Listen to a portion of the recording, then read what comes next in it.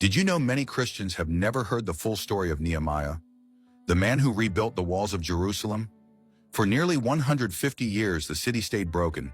Its walls collapsed, its gates burned, its people exposed every night. Anyone who tried to rebuild was stopped, threatened, and silenced. Then suddenly God chose a man no one was watching. Not a prophet, not a general, not a king, a cupbearer. A man whose job was to taste poison before the king drank. His name was Nehemiah. One day news reached him. The walls were still down, the city still bleeding, the shame still growing, and something happened that terrified heaven and earth. Nehemiah didn't react. He shut down. Days passed, then weeks, then months, until one morning the king noticed his face. Sadness before a Persian king meant death, and Nehemiah knew that. So before he spoke, he whispered a prayer. One breath between fear and execution. The king didn't kill him. He funded him. Letters were written. Armies were assigned. Authority was released. But when Nehemiah arrived in Jerusalem, he said nothing. For 3 nights he walked the city in secret. No torches, no witnesses. Just ash beneath his feet and broken stones in the dark. Then he gathered the people and said only this: "You see the trouble we are in." That was enough. The rebuilding began. And the moment the first stone was lifted, the threats started.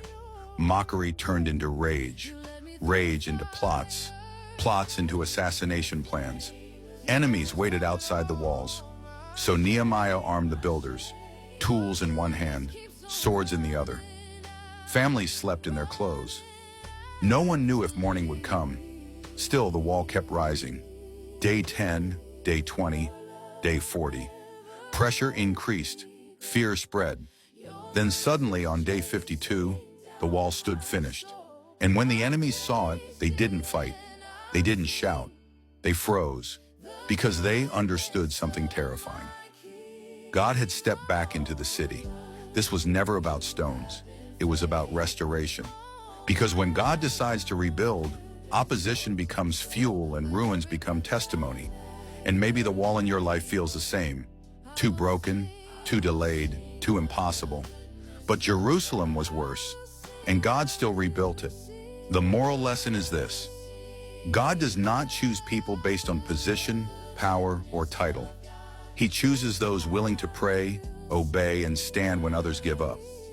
What looks impossible to man is never impossible to God. When God gives the vision, opposition will come, but no resistance can stop what he has ordained. If God rebuilt Jerusalem from ashes, he can rebuild every broken wall in your life. If you love God, comment.